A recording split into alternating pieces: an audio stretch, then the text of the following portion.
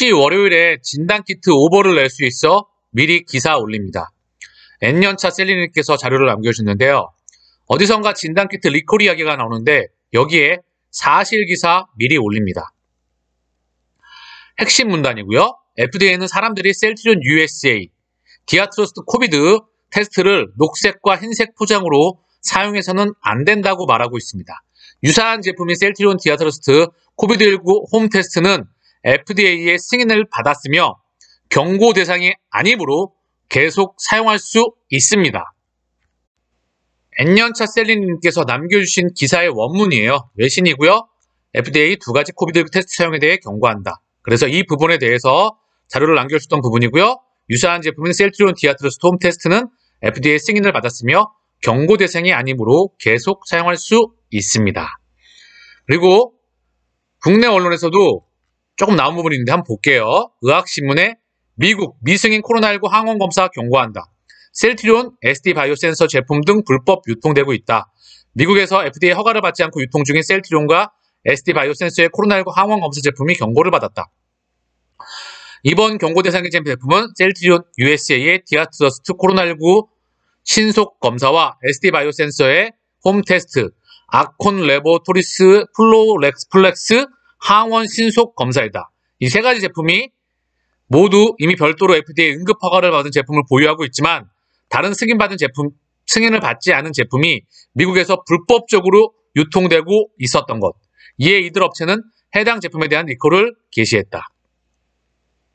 FDA는 원래 유럽 시장용으로 지정된 이들 제품이 중간에서 미국으로 불법 수출된 것으로 보인다. FDA는 이들 제품과 관련된 부작용을 보고받지는 않았지만 잘못된 결과가 나올 수 있다며 사용을 금했다.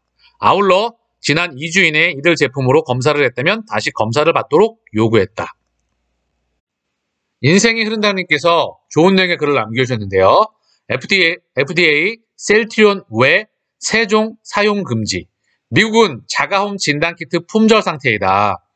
가짜 진단키트가 유통되고 있습니다. 정확도 높은 셀트리온 진단키트, SD 바이오 진단키트, 특히 많이 불법 유통되고 있음. 정품을 쓰고 가짜 진단키트 쓰지 말라는 겁니다. 걱정 마세요. 정부 수출 허가 때문에 못 팔고 있습니다. 없어서 못 파는 상황 지속되고 있습니다.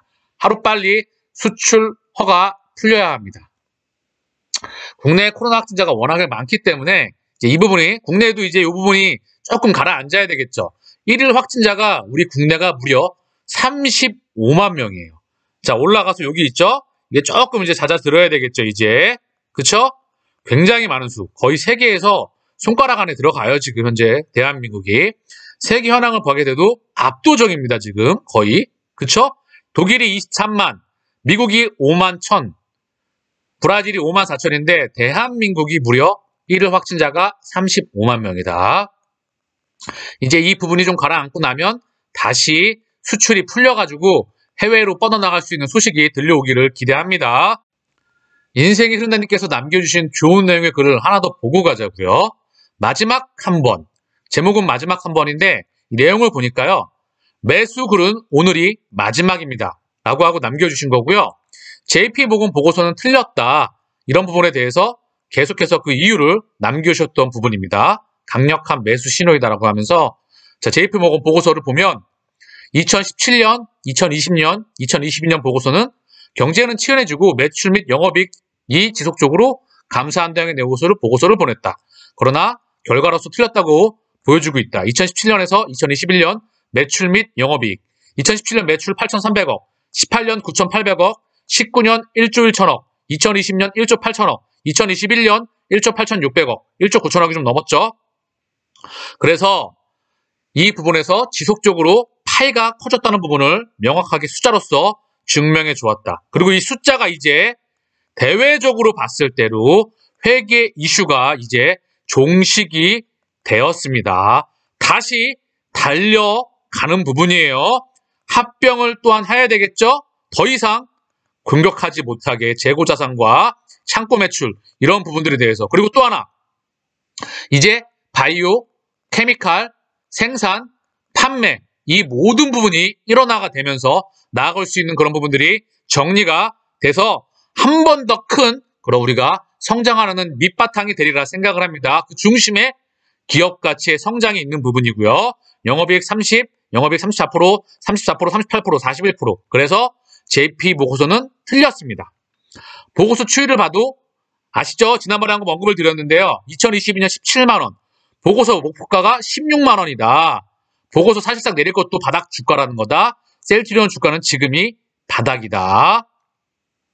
그래서 최근에 나왔던 그 찌라시 같은 보고서, 목표가가 16만원, 바닥 주가라는 거죠. 셀트리온 주가는 지금이 바닥입니다. JP모건 보고서가 틀렸습니다. 2017년 주가 17만원 JP모건 보고서 30만원 전고점 돌파, 2020년 주가 30만원 JP모건 보고서 40만원 전고점 돌파, 주가는 일시 하락후 전고점 돌파. 지난 과거를 보시면 보고서 발표 시점이 강력한 매수 신호입니다. 이제 매수굴은 마지막, 저점 14만 7천원, 현주가 17만 3천원, 20% 이상 급등, 17만원 무너지자 매집글을 계속해서 올렸습니다.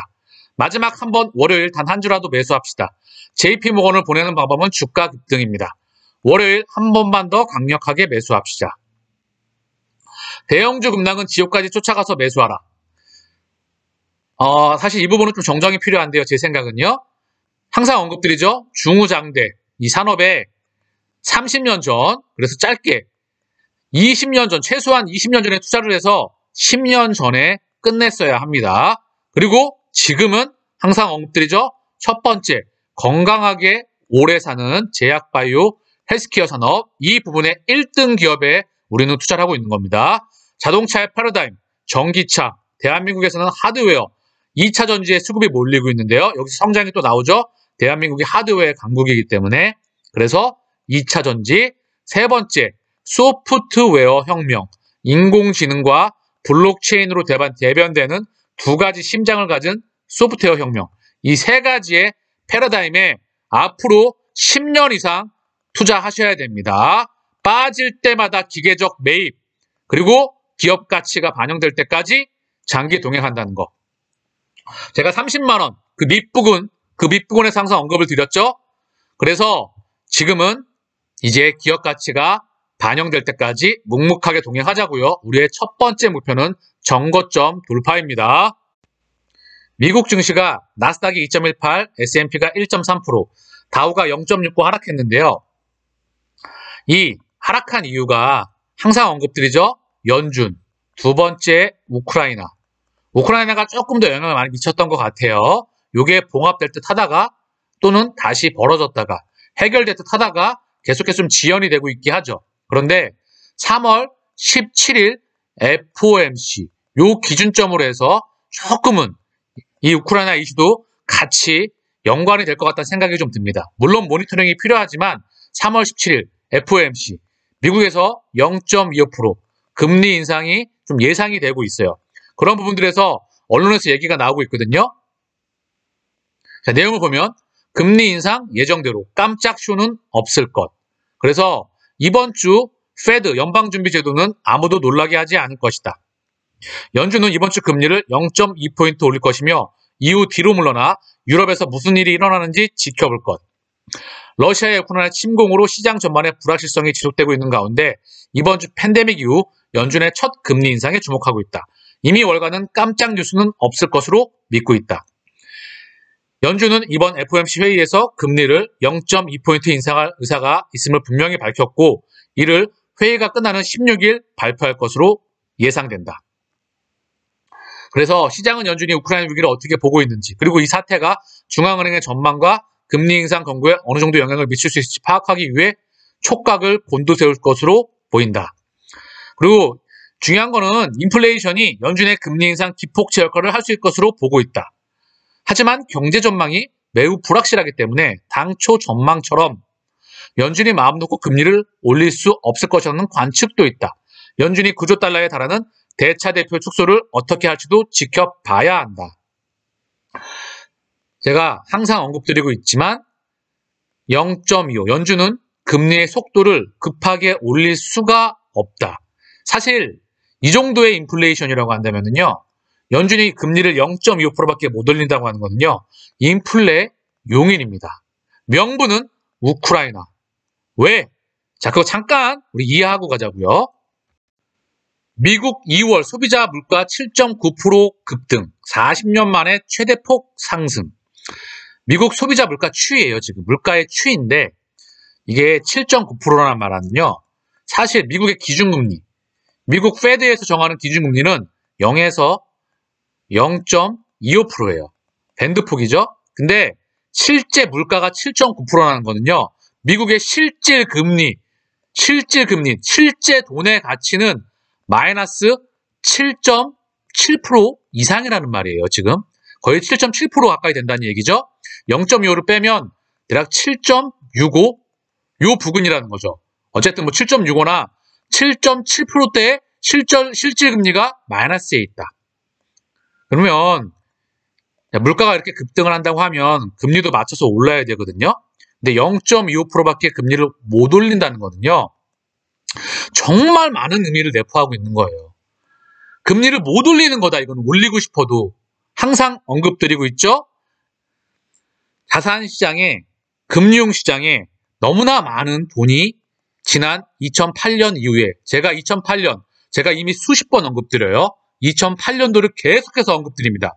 끊임없이 언급드린 이유는 이때 이후로 세상은 다른 세상으로 변했고 전 세계의 자산시장과 금융시장에 엄청난 9조 달러가 연준의 자산이 늘어날 만큼 이게 1경이거든요. 숫자로 하면 1경, 거의 1경이 넘는 돈인데 이 돈이 전 세계에 풀려나갔기 때문에 금리를 급작스럽게 올리면 그냥 경제는 빠그러집니다. 그냥 빠그러지기 때문에 인플레를 어느 정도 용인하면서 갈 수밖에 없는 게 진짜 이유입니다. 그래서 실질 가치는 실질 금리, 자, 명목 금리라고 하죠.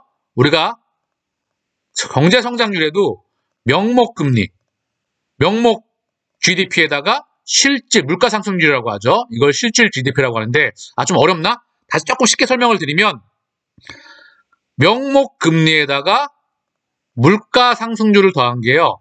바로 실질 금리입니다. 물가 상승률을 뺀 금리죠. 근데 이 금리가 거의 마이너스 7%대에 있다. 즉, 돈 가치가 이렇게 빠그러지고 있다는 부분이죠. 그런데 0.25%밖에 못 올린다? 정말 의미하는 바가 크다.